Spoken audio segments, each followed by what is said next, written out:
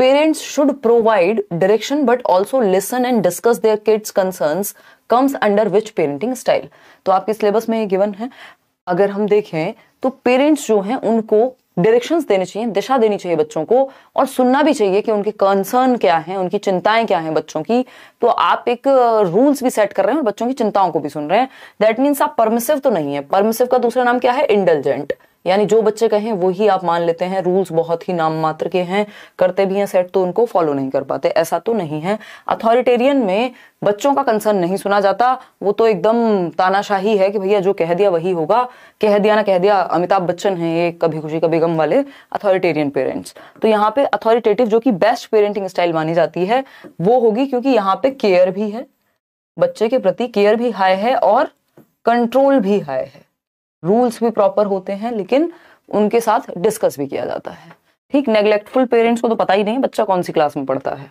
ठीक, आगे बढ़ेंगे तो सी ऑप्शन हो गया बिल्कुल सही। ये 4 कुछ पेरेंटिंग स्टाइल्स हैं, इनको आप एक बार नजर मार सकते हैं इन पे। अगर हम देखें यहाँ पर अथॉरिटेटिव बेस्ट है इन सब में, टीचिंग स्टाइल में बेस्ट है डेमोक्रेटिक, और पेरेंटिंग स्टाइल में बेस्ट है अथॉरिटेटिव। ठीक है ना। तो अगर हम बात करें, अगर अथॉरिटेटिव नहीं होगा ऑप्शन में तो डेमोक्रेटिक होगा। समवॉट डेमोक्रेटिक ही होते हैं अथॉरिटेटिव पेरेंट्स। अथॉरिटेरियन की अगर हम बात कर रहे हैं ये बिल्कुल भी अच्छा नहीं है, ये तो डिसिप्लिनेरियन है या ये कंट्रोल फ्रीक्स हैं एक तरह से, है ना। ये इनकी इच्छा के विरुद्ध बच्चा कुछ नहीं कर सकता, और ये केयर करते नहीं है, इनके यहाँ केयर बिल्कुल लो है और कंट्रोल जो है वो हाई है। कहाँ? अथॉरिटेरियन में। जबकि यहाँ केयर भी हाई और कंसर्न भी high.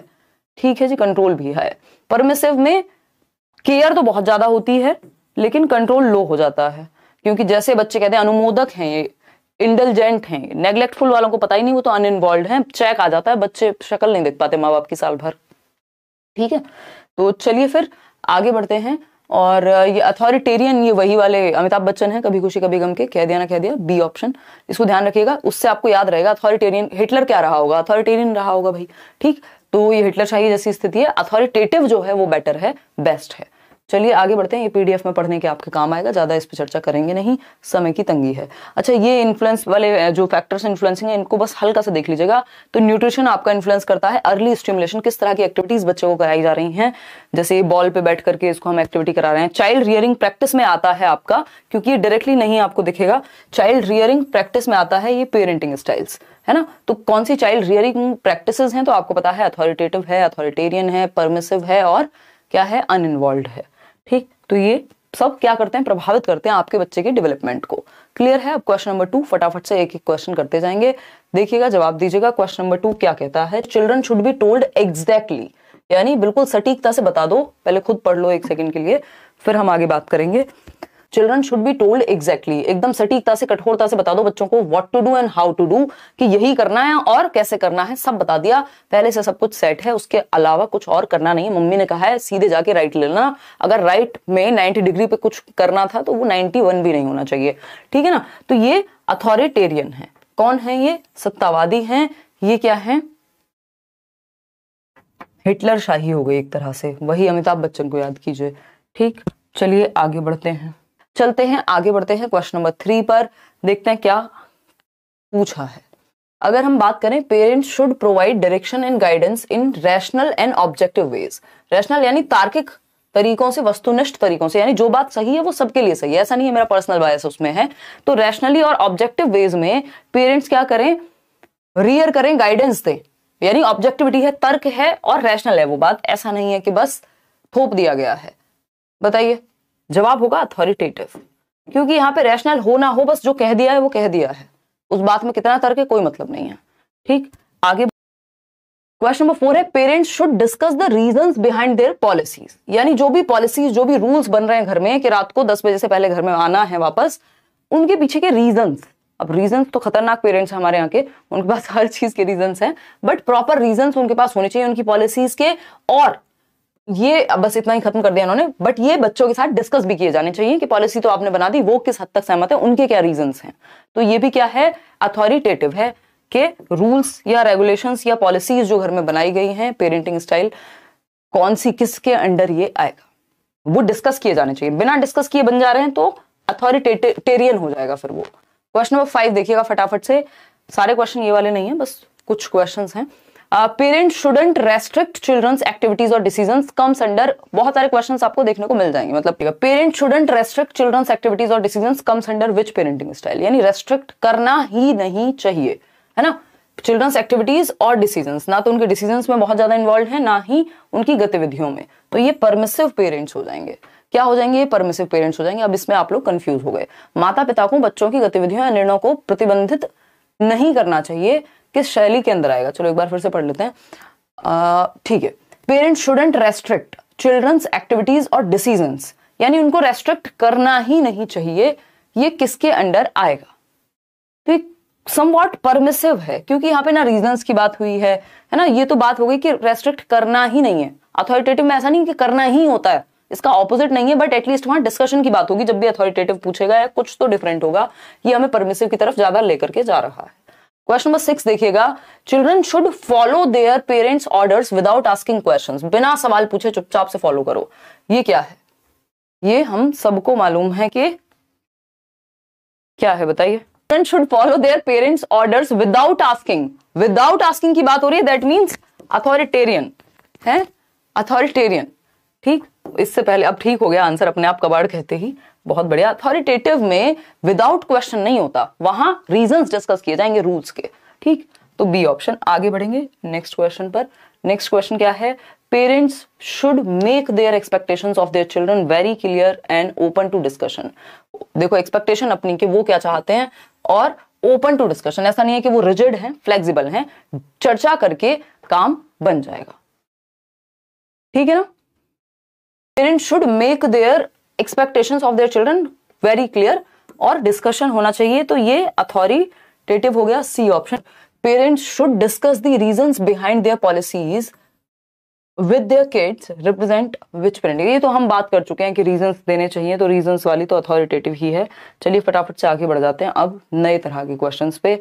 Social expectations from a person at a particular age is known as, यानी एक विशेष उम्र में, एक पर्टिकुलर उम्र में, एक निश्चित या एक विशिष्ट उम्र में एक व्यक्ति से सामाजिक अपेक्षाओं को क्या कहा जाएगा? यानी समाज आपसे एक्सपेक्ट करता है कि अब आप ये बॉटल उठा करके ना सिर्फ पानी पिए, इसको धुल भी लें जब जरूरत पड़े, तो ऐसा नहीं है कि बॉटल मम्मी लेकर के आ रही हूं भर करके, ठीक। तो कहा जाएगा कितने खराब बच्चे हो भाई, है ना। तो ये क्या हुआ? सोशल एक्सपेक्टेशन हुई। क्या है? सोशल एक्सपेक्टेशन है, ठीक है जी। तो social expectation eight a particular as, किसी एक एज के अनुसार, भाई 5 साल का बच्चा है तो उस तरह की एक्सपेक्टेशन होगी कि यार अब तो क्या मतलब खुद से ग्लास तो कम से कम रखाया करो पानी पी के। तो ये क्या हुआ? या टॉयलेट तो वो खुद से जा पाएगा कि नहीं।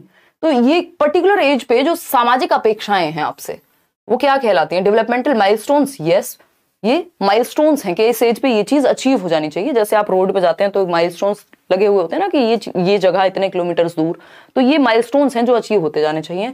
डेवलपमेंटल टास्क, यस, दोनों कहलाते हैं। ये क्या कहलाते हैं? दोनों कहलाते हैं। तो सी ऑप्शन आप लोग बिल्कुल सही दे पा रहे हैं। क्वेश्चन नंबर 10 देखिए, अगर हम बात करें achieving new and mature relations with classmates is a developmental task for, यानी नए और परिपक्व रिश्ते किसके साथ? अपने पीयर्स के साथ, अपने क्लासमेट्स के साथ, किस अवस्था की निशानी है? बताइएगा फटाफट से। न्यू एंड मैच्योर रिलेशंस से जवाब दीजिएगा। इस तरह के क्वेश्चंस आपको पेपर में फंसाएंगे। क्यों? क्योंकि ये ऑप्शंस, और इस तरह के ऑप्शंस आ रहे हैं आजकल, है ना, नया ट्रेंड है। क्या है? नया ट्रेंड है। Achieving new and mature free, achieving new and mature relations with classmates is a developmental task for, इस उम्र का डेवलपमेंटल टास्क है नए और मैच्योर रिलेशंस। सी 58%, सी गलत कर दिया देखो आपने, क्योंकि आपने ये देखा ही नहीं, है ना। और ऐसे ही करेंगे पेपर में भी, लोग क्लिक कर देंगे फटाफट से ये ऑप्शन, ये नहीं देखेंगे चूज किस में से करना है। 58% लोग अभी भी गलत जवाब दे रहे हैं, ठीक है ना। तो ये एक कैसे हो जाएगा? चाइल्डहुड की बात है, न्यू एंड मैच्योर। चाइल्डहुड में कुछ भी मैच्योर नहीं होता, सब सूडो होता है, ठीक है ना। सूडो मैच्योरिटी, लेटर चाइल्डहुड, ठीक है, 6 से 12 वर्ष। तो अगर हम बात करें यहाँ चाइल्डहुड किसको कह रहे हैं? 6 से 12 को कह रहे हैं, ठीक। इन्फेंसी का कोई मतलब नहीं है न्यू और मैच्योर का। न्यू एंड मैच्योर कहाँ आते हैं? एडोलेसेंस में। और एडोलेसेंस क्या है? सी ऑप्शन, यानी 4th option should be the right answer over here, ठीक है। क्या समझे? सहपाठियों के साथ नए और परिपक्व, परिपक्व कहाँ होते हैं चाइल्डहुड में रिश्ते? एडोलेसेंस में रीजनिंग आएगी, एब्स्ट्रैक्ट थॉट आएगा, तब जाकर के तो परिपक्व होंगे। तो किशोरावस्था, किशोरावस्था कहाँ है? 4th ऑप्शन में है। तो सही जवाब क्या होगा इसका? 4 होगा, यानी डी हो जाएगा, ठीक है। समझ पा रहे हो भावनाएं? आगे बढ़ेंगे question number 11, learning to get along with age mates, यानी एज मेट्स के साथ गेट अलॉन्ग करना सीखना, समूह में घुलना मिलना सीखना। पहला ऑप्शन है चाइल्डहुड, दूसरा ऑप्शन है डेवलपमेंटल टास्क है इन्फेंसी का, एडोलेसेंस का, या all of the above. All of the above ज्यादा खुशी में लगाएंगे नहीं, क्योंकि उन्होंने हर एक एज के लिए अलग अलग जो आपके टास्क हैं वो बताए हुए हैं बहुत ही प्यारे तरीके से। तो learning to get along with age mates, gang age याद करो, गैंग एज याद करो, कॉन्सेप्ट क्लियर होगा ना, अपने आप जोड़ लोगे चीजों को। ठीक, 6 से 12, लेटर चाइल्डहुड उत्तर बाल्यावस्था, concrete operational, industry versus inferiority, latency अगर हम फ्रॉइड की बात करें।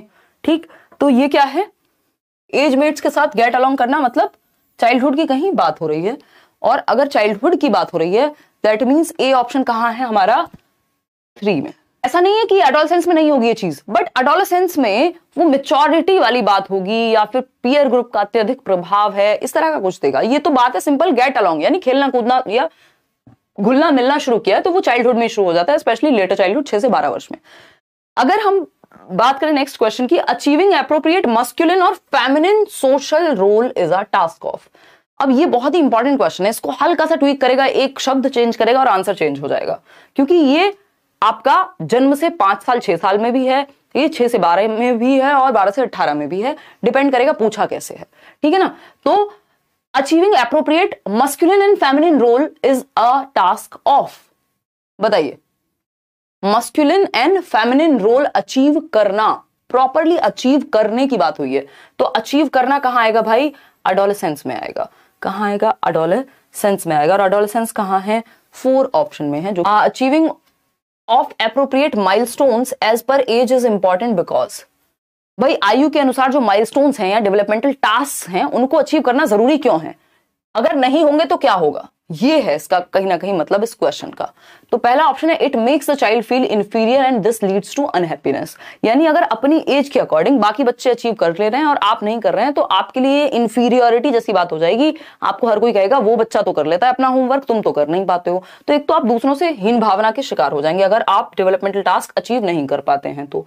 दिस लीड्स टू अनहैप्पीनेस, इससे फिर क्या होगा, जब इंफीरियर आप महसूस करेंगे, दूसरों से कम महसूस करेंगे खुद को, तो आपके में हताशा आएगी, दुख आएगा। बात तो सही है, इसलिए जरूरी है कि हम क्या कर लें, माइलस्टोन्स को अचीव कर लें। ठीक, फिर आता है B option, it results in social disapproval which is often accomplished by rejection. अगर इससे क्या होगा, आपको अप्रूवल नहीं मिलेगा समाज में, क्योंकि आप तो वो काम कर ही नहीं पा रहे हैं जो आपकी एज के लोग कर पा रहे हैं। मान लीजिए अडल्टहुड का एक टास्क है, अडल्टहुड आपके काम का नहीं है, बट मैं फॉर एग्जांपल ले लेती हूँ, आपने शादी नहीं की है ना, तो हो सकता है कई जगह पे सोसाइटी के ऐसे कई एस्पेक्ट्स में, कई पार्टीज में आपको बुलाया ना जाए, है ना। वैसे आज का जमाना बदल रहा है, बट ऐसा पॉसिबल है। क्यों, क्योंकि आप तो सो कॉल्ड फैमिली वाले व्यक्ति नहीं है, तो डिसअप्रूव हो जाए आप उस जगह को लेकर के। ठीक, तो ये क्या हुआ, डिसअप्रूवल अगर आ जाएगा उससे रिजेक्शन फेस करना पड़ सकता है अगर आपने समय पे वो डेवलपमेंटल टास्क, क्योंकि ये सोशल एक्सपेक्टेशंस हैं। अब इसका मतलब ये भी नहीं है कि आप अपनी आइडेंटिटी खो दें, बट जैसे हम डेवलपमेंट में इसको पढ़ते हैं उस हिसाब से हम यहाँ पे बात कर रहे हैं। अभी इस पे अलग से इंडिविजुअली ज्यादा बात नहीं करेंगे, बस इतना ही मानेंगे कि इसके नुकसान क्या हो सकते हैं। It makes the mastery of new developmental task difficult, यानी कि जो नए विकासात्मक कार्य हैं उनकी निपुणता में क्या होगा, मुश्किल हो जाएगी, यानी एक स्टेज के काम ही आपसे नहीं हो पाए तो नेक्स्ट स्टेज में भी दिक्कत होगी। तो ये बात भी सही है, इसलिए भी जरूरी है। तो all of the above is the right answer. ये क्या हुआ, तुम्हारा पोल क्यों अटक गया। चलिए आगे बढ़ेंगे नेक्स्ट क्वेश्चन पे। क्वेश्चन नंबर है 14, देखिएगा, जवाब दीजिएगा ध्यान से। ठीक, अगर हम बात करते हैं यहां अचीविंग फिजियोलॉजिकल स्टेबिलिटी, ये सब खुद से क्वालिटी क्वेश्चंस बनाए गए। देखिएगा, achieving physiological stability is a task of, यानी फिजियोलॉजिकल स्टेबिलिटी आप में आ रही है। आप ऐसे, कोई आपको बॉटल देता है तो आप इधर नहीं लुढ़क जाते हैं या गिर जाते हैं, ना ही दूसरी तरफ। ठीक, मतलब आप स्टेबिलिटी अचीव कर पा रहे हैं, आप बैठ पाते हैं, आपकी गर्दन संभाल पाते हैं आप। ठीक, तो ये किस स्टेज के टास्क हैं, फिजियोलॉजिकल स्टेबिलिटी गेन करना किधर, इन्फेंसी में जानी चाहिए ये चीज। बर्थ टू 6 इयर्स, अगर हम हैविंघर्स्ट की माने, उन्होंने ये डेवलपमेंटल टास्क दिए हैं, है ना, हैविंघर्स्ट। ठीक, तो अगर हम बात करें तो ये बर्थ टू 6 ईयर्स का काम है। बी ऑप्शन कहाँ मिलेगा? सेकंड ऑप्शन में। ठीक, इस पे किसी का ध्यान ही नहीं गया। देखिए इसमें छोटी छोटी सी चीजें जिन पे हम बात करते हैं। फिजियोलॉजिकल स्टेबिलिटी है कि गर्दन संभालनी सीख ली बच्चे ने, बच्चा बैठने लग गया, खुद से गिर नहीं जाता है, ये फिजियोलॉजिकल स्टेबिलिटी है, शारीरिक स्थिरता है। ठीक, और अभी आगे क्वेश्चन आएगा, मैं पहले से बता दूंगी तो आपको जवाब भी मिल जाएगा। अंतर क्या है? ये फिजियोलॉजिकल स्टेबिलिटी इन्फेंसी या जन्म से 6 वर्ष। जब बात आए, नेक्स्ट क्वेश्चन देखना, अभी इससे रिलेटेड नहीं है बट ठीक है, मतलब आएगा आगे, अभी पहले से मैं नहीं बताऊंगी, फिर चर्चा करेंगे जब ये पूरा टॉपिक हो जाएगा। Learning to control the elimination of bodily waste, यानी बॉडी वेस्ट को के उन्मूलन की बात जब आ रही है, शौच के उन्मूलन की बात कब सीखेगा बच्चा? एक तरह से टॉयलेट ट्रेनिंग कब होगी उसकी? तो बर्थ टू 6, 6 टू 12, 12 टू 18 या कभी नहीं? बताइए, हैं ऐसे लोग जिनको अभी भी मम्मी ही या घर वाले सूसू पार्टी कराने ले जाते हैं? भाई learning to control the elimination of body waste, ऐसा नहीं है कि कहीं पर भी वो बच्चा तो पहले बेड वेटिंग ही कर देगा ना, बिस्तर ही गीला कर देगा, अभी उसको बॉडीली वेस्ट को कंट्रोल करना नहीं आता, बाद में आपको पता है वॉशरूम जाना है ना? तो ये कब सीखते हैं आप? शुरुआत में ही सीख जाते हैं। बर्थ टू 6 ईयर्स का ही टास्क है ये, यानी ए ऑप्शन, और ए ऑप्शन है थर्ड में, तो 3 यानी नंबर 3, ये बर्थ टू 6 ईयर्स का टास्क है, बॉडीली वेस्ट या टॉयलेट ट्रेनिंग। ठीक, आगे बढ़ेंगे क्वेश्चन नंबर 16 पर। Learning to take solid food, यानी ठोस आहार लेना, यानी अब आप बच्चे को आप सेरेलक खिलाइए उसको, है ना, मैगी खिला दीजिए, बेसिकली ठोस आहार। पहले तो हम कहते हैं ना 6 महीने तक तो माँ के ऊपर ही काम चलेगा, तो सॉलिड फूड लेना कब सीखेगा ये पूछा है। समझते हैं क्या कहानी है। Learning to take solid foods, भाई सॉलिड फूड्स जन्म से 6 वर्ष के बीच ही लेना शुरू कर दोगे ना, या बाद में? तब तक तो काम नहीं चल पाएगा आपका, तब तक तो आप खा लो 4 रोटियां। ठीक, 6 टू 12 में, 12 टू 18 उससे पहले ही शुरू कर देते हो प्रॉपर खाना खाना। लर्निंग सेक्स डिफरेंसेस, देखो ये बड़ी अमेजिंग, ये सेक्स डिफरेंसेस वाला और फिजियोलॉजिकल स्टेबिलिटी वाला, ये दोनों मैं आपके साथ डिस्कस करूंगी। ठीक है ना? सेक्स डिफरेंसेस की जब हम बात कर रहे हैं तो कब सीखेगा व्यक्ति? फटाफट से बताओ कमेंट्स करके। 3 ऑप्शन में कह रहे हैं कि सेक्स डिफरेंसेस या लिंग का अंतर, कि मेल और फीमेल अलग होते हैं, जेंडर में अंतर होता है, ये कब सीखेगा? है ना, इसको जेंडर भी लिख सकते हैं यहां पर, क्योंकि इनिशियली ये डिपेंड करता है पेपर में किस तरह से पूछ ले। ठीक, तो अगर हम बात कर रहे हैं यहां कि सेक्स डिफरेंस के बारे में, उसको अंतर है मेल और फीमेल, और आप जेंडर चेंज नहीं कर सकते, ये सब कब, पहली बार कब सीखेगा वो? बर्थ टू 6 ईयर्स में। लर्निंग सेक्स डिफरेंसेस, इसका मतलब ये नहीं है कि वो रोल सीख गया है, इसका मतलब ये नहीं है कि वो बाकी सारी, बस उसको पता लगा है कि ये अलग जेंडर है, ये अलग जेंडर है, 3 साढ़े 3 साल की उम्र में ही पहला एहसास। ठीक, तो बर्थ, जिसको जेंडर कॉन्स्टेंसी बोलते हैं, बर्थ टू 6 ईयर्स, इसमें सभी ने गलतियां की हैं। बर्थ टू 6 ईयर्स, इसका 3 ऑप्शन सही होगा। जन्म से 6 वर्ष के बीच ही सेक्स डिफरेंसेस। अब देखो 2 चीजों में अंतर है। अभी जब हम बात कर रहे थे कि जेंडर रोल्स, मस्कुलिन और फेमिनिन रोल्स या सेक्स रोल्स की अगर बात करेगा, तो रोल्स तो व्यक्ति एक्वायर करता है कहां? एडोलेसेंस में। एडोलेसेंस बोले तो अभी बताएंगे कौन सी एज की अवस्था होती है ना, क्योंकि क्वेश्चन मैंने इसी तरह से बनाया हुआ है, पहले कुछ नहीं बताऊंगी आज। और लर्निंग सेक्स डिफरेंस, उसको पता है कि अंतर होता है, सेक्स डिफरेंस जैसी कोई चीज एग्जिस्ट करती है, वो पता उसको बर्थ टू 6 ईयर्स में चल जाएगा, इन्फेंसी में ही चल जाएगा। 2 चीजों में अंतर है। और अगर हम बात करें, एक तीसरी भी चीज है जो कि नेक्स्ट क्वेश्चन में आपको शायद देखने को मिलेगी, इसलिए मैं वो बता नहीं रही। ठीक, तो आंसर इसका हो गया आपका बर्थ टू 6। ये देखिएगा, learning physical skills necessary for ordinary games. तो क्वेश्चन नंबर 18 क्या कहता है? सामान्य खेलों के लिए आवश्यक शारीरिक कौशल। भाई दौड़ना भी पड़ेगा, भागना भी पड़ेगा, कूदना भी सीखेगा बच्चा, किस उम्र में आखिर? Learning physical skills necessary for ordinary games, basic, वो टापू होता है, स्टेपू होता है, हाँ, उस तरह के गेम खेलने लायक फिजिकल स्टेबिलिटी वो सीख पाए, किस स्टेज में होगा? फटाफट से बताओ। 2 ऑप्शन क्या है हमारा यहाँ पे? बी, और बी है 6 टू 12। चलिए बहुत बढ़िया। भाई बर्थ टू 6 में वो ऑर्डिनरी गेम्स के लायक उतनी बढ़िया स्ट्रेंथ उसमें नहीं होती कि वो स्टेपू खेल ले, है ना, और जो भी इस तरह के ऑर्डिनरी गेम्स हैं, तब तो वो बेसिक टॉयज के साथ खेल के खुश हो जाता है 3 से 6 वर्ष में, जिसको टॉय एज कहते हैं। तो B option is the right answer, 6 to 12 years. ठीक, अब एक नजर मार लेते हैं किस पे, कि ये क्या कहानी थी, आप कंफ्यूज कहां हुए। Learning to walk, take solid food, learning to talk, learning to control the elimination of bodily waste, learning sex differences and sexual modesty. ये आप बेशक भूल सकते हैं, बाद में इन्होंने इसको जेंडर मॉडेस्टी कर दिया, क्योंकि उस टाइम पे जब ये थियरी या डेवलपमेंटल टास्क बनाए जा रहे थे उस समय पे सेक्स और जेंडर में उतना बड़ा रिसर्च उस तरह से नहीं हो पाई थी। तो आज के समय में अगर ये आएगा तो जेंडर डिफरेंसेस के नाम से आएगा, बट जो पुरानी ऑथेंटिक बुक्स में है अभी भी सेक्स डिफरेंस ही लिखा हुआ है, दोनों में से कुछ भी हो चल जाएगा। Learning sex differences and sexual modesty, तो बेसिकली बच्चे को पता लगता है कि डिफरेंस होता है कुछ और ये इस तरह से रहते हैं, हम थोड़ा सा भाई ये वाले कपड़े पहनते हैं, ये वाले जेंडर का बेसिक अंतर जो भी होगा। तो लर्निंग सेक्स डिफरेंस कहां आ जाएगा? जन्म से 6 में ही आ जाएगा। बाकी तो आप समझ ही जाएंगे कि भाई चलना कब सीखेगा, खाना कब सीखेगा, और क्या हो सकता है यहां पर अचीविंग फिजियोलॉजिकल स्टेबिलिटी, यानी बच्चा अपनी गर्दन संभालना सीख गया, ठीक। Forming simple concepts of social and physical reality, भाई सामाजिक दुनिया होती है, एक भौतिक दुनिया होती है, पेड़ पौधे इंसान, ये वाली दुनिया की रियलिटी वो पहली बार पता होगी उसको, बर्थ टू 6 में लग जाएगी। Learning to relate to oneself emotionally to parents, siblings and other people, जो भी आसपास के लोग हैं उनसे इमोशनली, मम्मी परेशान है तो वो खुद भी दुखी हो जाएगा, रिलेट कर पाएगा। Learning to distinguish right and wrong and developing a conscience, तो वो डिस्टिंग्विश करना सीखता है, ऐसा नहीं कि सीख गया है, ठीक। तो ये कॉन्साइंस में भी फंसते हैं लोग। फिर आता है 6 to 12 ईयर्स। 6 to 12 में, जो कि लेटर चाइल्डहुड है, learning physical skills necessary for ordinary games, ये हमने अभी देखा, खेलना कूदना दौड़ना भागना। होलसम एटीट्यूड होगा खुद के प्रति। Learning to get along with age mates, क्योंकि ये गैंग एज है, ठीक। लर्निंग एन एप्रोप्रिएट मस्कुलिन और फेमिनिन सेक्स रोल। अब डिफरेंस है यहां पे, क्या है? Appropriate sex role. एप्रोप्रिएट यानी कौन सा तरीका सही होगा बिहेव करने का, है ना। मैं जाती हूं बोलोगे, जाता हूं नहीं बोलते हैं, मेल फीमेल का अंतर हो गया, ये वो व्हाटएवर। तो एप्रोप्रिएट सेक्स रोल के बारे में पता लगेगा उसे, ऐसा नहीं कि वो जेंडर भूमिकाएं निभाने लग गया है ना। अभी उसको सेक्स डिफरेंस का पता चला जन्म से 6 में। जेंडर रोल्स या सेक्सुअल जो आपका फेमिनिन और मस्कुलिन रोल्स हैं उनको वो एडोलसेंस में जाके निभाएगा। और एप्रोप्रिएट सेक्स रोल्स का जो पता लगा है कि मम्मी ये काम करती है, पापा ये काम करते हैं, ये क्या है? ये पता लगा है आपका 6 to 12 में, ठीक है। तो ये 3 अलग अलग चीजें हैं। आगे बढ़ेंगे। अब एक क्वेश्चन है आपके सामने, बहुत ही भारी, बहुत ही अच्छा, लाइट भी कह सकते हो आप इसको, बहुत कुछ सीखने को मिलेगा। स्वॉट एनालिसिस। अब कुछ एडोलसेंस के क्वेश्चंस करेंगे, बहुत अच्छे क्वेश्चंस एडोलसेंस के आपके लिए बनाए गए हैं, ठीक है ना।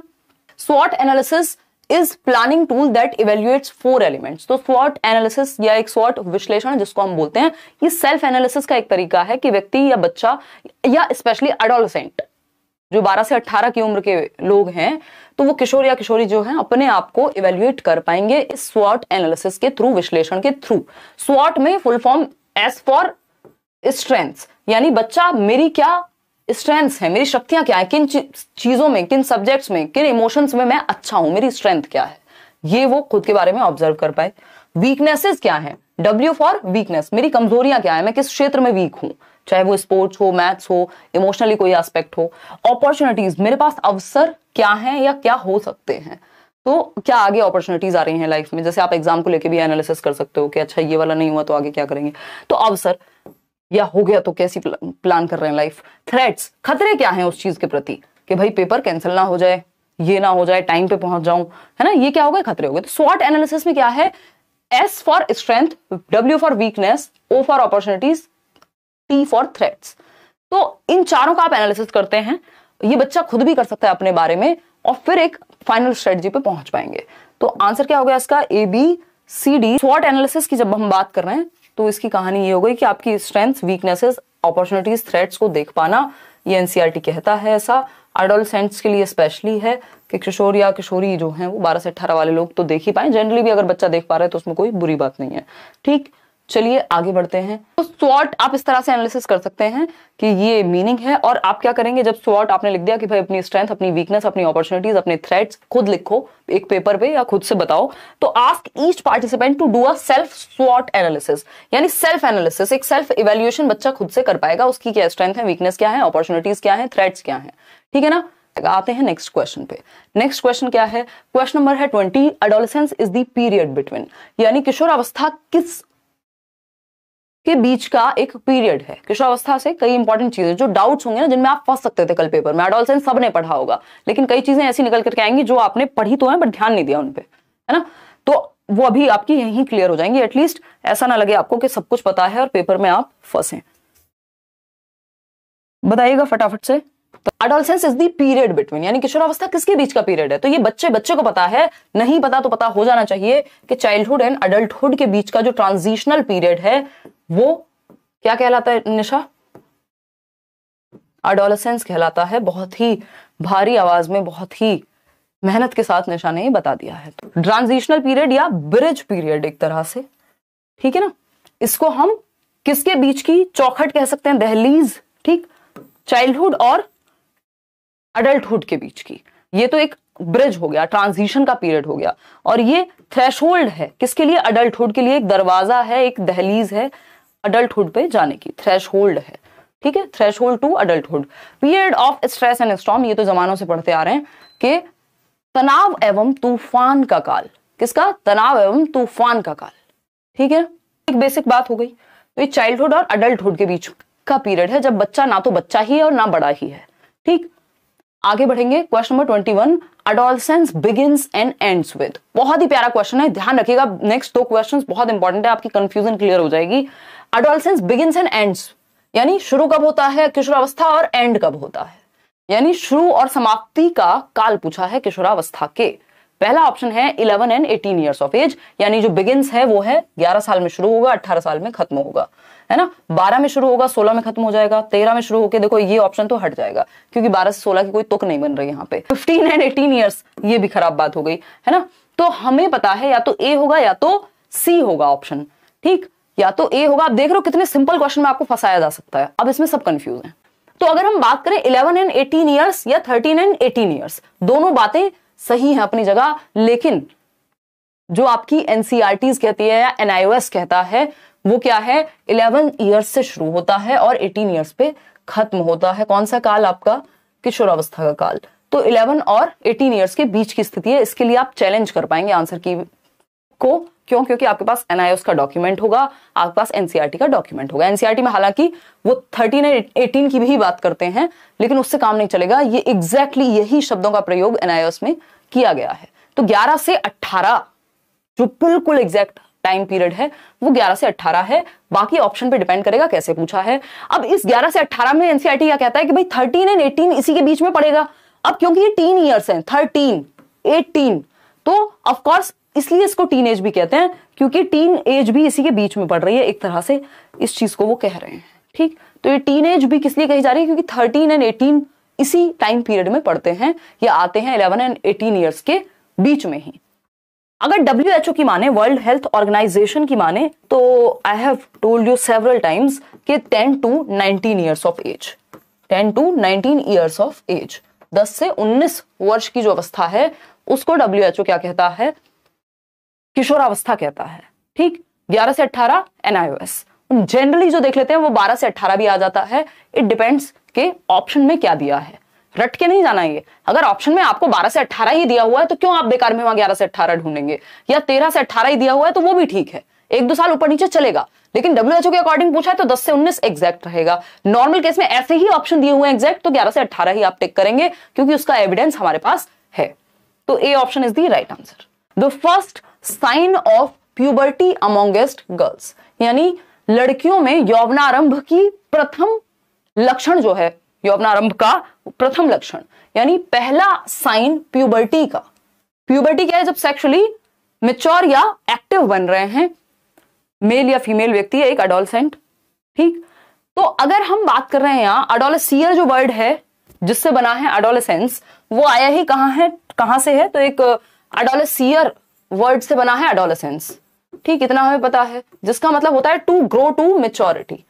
अब ग्रो टू मेच्योरिटी के बीच में एक ये, जब रिप्रोडक्टिव वे में व्यक्ति क्या है, एक्टिव होगा या मेच्योर होगा, तो वो प्यूबर्टी वाला स्टेज आ जाएगा, ठीक, जब उसके रिप्रोडक्टिव ऑर्गन्स या पूरा सिस्टम जो है वो वर्क करना स्टार्ट कर देगा।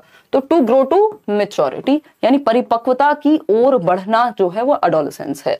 एक आपके डिसऑर्डर्स भी होते हैं, एनोरेक्सिया नर्वोसा, ये वो दुनिया भर की चीजें हैं, खैर इसमें आपने मैराथन भी देख लिए होंगे यूट्यूब पे, तो एडोलेसेंस आपका क्लियर होगा। देखिएगा इसमें भी कई इवन गवर्नमेंट वेबसाइट्स भी हैं जो डेवलपमेंट ऑफ ब्रेस्ट को पहला लक्षण मानती है और मेंस्ट्रुएशन को लास्ट मानती है, बट आपको उसको नहीं कंसिडर करना। क्यों? क्योंकि आपका जो एनआईओएस है वो क्लियरली मेंशन करता है कि ऑनसेट ऑफ मेंस्ट्रुएशन को उन्होंने क्या माना है? पहला साइन माना है प्यूबर्टी का, ठीक है। तो मेंस्ट्रुएशन के शुरुआत को क्या माना है उन्होंने? पहला साइन माना है पूजा।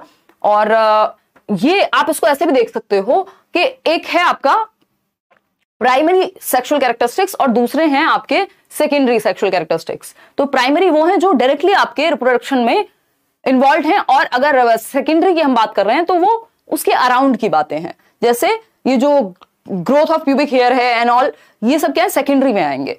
तो यहां पे जरूरी बस सिंपल बात याद रखनी है कि first sign of puberty amongst girl onset of menstruation age पर एनआईओएस हम चैलेंज कर पाएंगे, ठीक है, हम चैलेंज कर पाएंगे इसको, ठीक है, कोई दिक्कत नहीं है। The first sign of puberty amongst the boys, अब ये क्योंकि एक बहुत बेसिक सी बात है जो पूछ लेंगे, ऐसा नहीं है मैंने दुनिया से अलग इजाद कर दिया, ये एक कॉमन सेंस वाला क्वेश्चन है कि पूछा जा सकता है।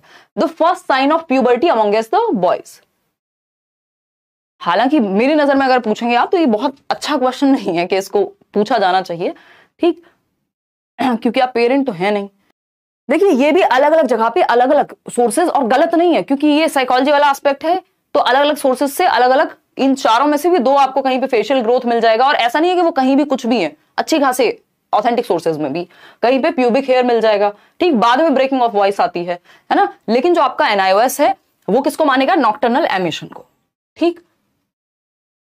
तो गर्ल्स में आपका menstruation cycle first sign of puberty age पर एनआईओएस, और first sign of puberty in boys वो क्या है, नॉक्टर्नल एमिशन। तो ये दोनों को ध्यान में रखना है। आगे बढ़ेंगे, बी ऑप्शन। क्वेश्चन नंबर 24 पे चलते हैं और समझते हैं क्या कहानी है। During adolescence there is movement away from parents towards, यानी किशोरावस्था के दौरान माता पिता से डैश की ओर गति होती है। बताइएगा, फटाफट से बताइएगा, माता पिता से किस तरफ मूव करने लग जाते हैं बच्चे, या जो उनका रुझान है वो माता पिता से हट करके किस तरफ जाने लग जाएगा। इससे आसान क्वेश्चन कोई नहीं है धरती पे। सिबलिंग्स चलो हो सकता है, लेकिन हमें इतना पता है पीयर इन्फ्लुएंस भयंकर होता है, ठीक। फ्रेंड्स और पीयर्स, पीयर्स क्या है, लगभग आपकी सेम एज के लोग, आपके क्लासमेट हो सकते हैं, आपके रिश्तेदारों के बच्चे भी हो सकते हैं, और फ्रेंड्स क्या है, वो दोस्त आपके हैं, वो भी क्लासमेट्स भी हो सकते हैं, कोई भी हो सकता है, तो लगभग बात सेम ही हो गई। लेकिन सिबलिंग्स जरूरी नहीं है आपकी एज के हों या आप बहुत ज्यादा उनके साथ घुल मिल पा रहे हो, ठीक। तो पीयर्स का इन्फ्लुएंस सबसे ज्यादा होता है इस दौरान कि मेरे दोस्त ने ये वाली बाइक ली, मुझे भी यही लेनी है, ठीक। तो बी और सी सही है यहां पर। क्वेश्चन नंबर 25 देखिए, frequent dash lead to the unpredictability of adolescent emotions, यानी बार बार डैश किशोरावस्था में किशोर भावनाओं की अप्रत्याशितता की ओर ले जाता है, किशोर की भावनाओं को जो भी है व्हाटएवर, अप्रत्याशितता की अगर हम बात करें दैट मींस अनप्रिडिक्टेबिलिटी, यानी कुछ प्रिडिक्ट नहीं कर सकते, अनुमान नहीं लगा सकते आप। एक मिनट में बहुत खुश, एक मिनट में बहुत दुखी, एक मिनट में कूद रहे हैं, एक मिनट में उछल रहे हैं, दूसरे मिनट में रो रहे हैं, लड़ रहे हैं, व्हाटएवर, ठीक। तो ये क्या हुआ, फ्रीक्वेंट मूड स्विंग्स है। इसका रीजन क्या है, frequent mood swings lead to, MS लिख देती हूं, फ्रीक्वेंट मूड स्विंग्स, क्योंकि हार्मोनल चेंजेस इतने सारे हैं इस स्टेज में, इसलिए तो स्टैनली हॉल ने इसको स्ट्रेस एंड स्टॉर्म की एज का है, तनाव एवं तूफान की अवस्था कहा है, क्योंकि साइकोलॉजिकल, फिजिकल, इमोशनल हर तरह के चेंजेस भर भर के हो रहे होते हैं,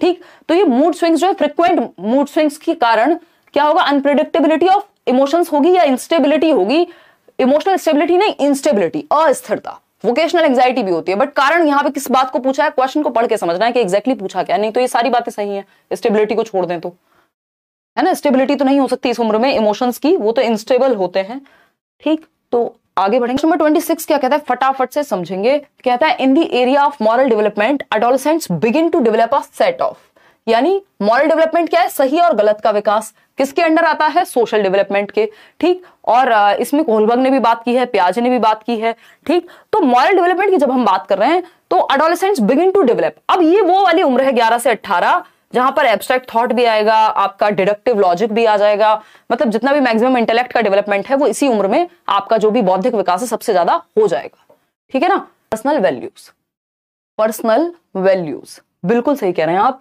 इन the area of moral development, अगर हम नैतिक विकास के क्षेत्र में बात करें तो एक एडोलेसेंट की, किशोर की अपनी कुछ set of personal values develop हो जाती हैं, जो उसको लगता है कि यार मेरे ये नियम है, मेरी ये पर्सनल वैल्यूज है, मैं किसी को चीट नहीं करूंगा, मैं किसी के साथ झूठ नहीं बोलूंगा या वॉट एवर इट इज, या चोरी नहीं करूंगा, ये सब क्या है, पर्सनल सेट ऑफ वैल्यूज हैं, या सेट ऑफ पर्सनल वैल्यूज हैं कि उसके व्यक्तिगत मूल्य क्या है जीवन में, उसका सही गलत क्या है। मॉरल डेवलपमेंट यही तो है कि क्या सही और क्या गलत है, राइट जाऊं कि लेफ्ट जाऊं और क्यों जाऊं, ठीक है ना। तो एक पर्सनल वैल्यूज का सेट तैयार हो जाएगा। रीजनिंग होती है, रीजनिंग डेवलप होती है, नो डाउट, बट इस रीजनिंग के बेस पे या जैसे भी उसने क्या किया, अपनी पर्सनल वैल्यूज के सेट को क्या किया है, डेवलप किया है। तो आपको क्वेश्चन में देखना पड़ेगा पूछा क्या है। Begin to develop a set of reasoning. Set of reasoning क्या होता है, सेट ऑफ पर्सनल वैल्यूज, ठीक है ना। कल भी क्लास लूंगी, बिल्कुल लूंगी, 2-3 दिन आपका ये सेशन होंगे, कुछ 150 क्वेश्चन के करीब करेंगे, ठीक। आगे बढ़ेंगे। अच्छा, इसमें एक और चीज ध्यान रखनी है, ये जो वोकेशनल एंजाइटी है ये भी होती है, क्योंकि व्यवसाय आगे करना क्या है व्यक्ति को, है ना, ये सब भी आता है। चिंता होती है फ्यूचर की, इमोशनल इंस्टेबिलिटी होती है, मूड स्विंग्स होते हैं, लेकिन पूछा क्या है उसके हिसाब से जवाब देंगे। फिर देखिएगा क्वेश्चन नंबर 27, ये कहता है the area of psychological changes in adolescents, यानी किशोरों में मनोवैज्ञानिक परिवर्तन का क्षेत्र। साइकोलॉजिकल चेंजेस, साइकोलॉजिकल चेंजेस यानी मन, बुद्धि और बाकी इमोशनल एस्पेक्ट्स आपके। फटाफट से जवाब दीजिए, साइकोलॉजिकल चेंजेस में मनोवैज्ञानिक परिवर्तन का क्षेत्र किससे संबंधित हो सकता है। The area of psychological changes in adolescents appear emotional, हाँ इमोशनल कोई फिजिकल थोड़ा ना होता है, साइकोलॉजिकल में बस फिजिकल एस्पेक्ट नहीं आएगा, ठीक। सोशल, हाँ। कॉग्निटिव, हाँ। तो तीनों ही बातें सही है। फिजिकल होता तो ये काउंट नहीं होता यहाँ, ठीक है ना। आगे बढ़ेंगे नेक्स्ट क्वेश्चन पे।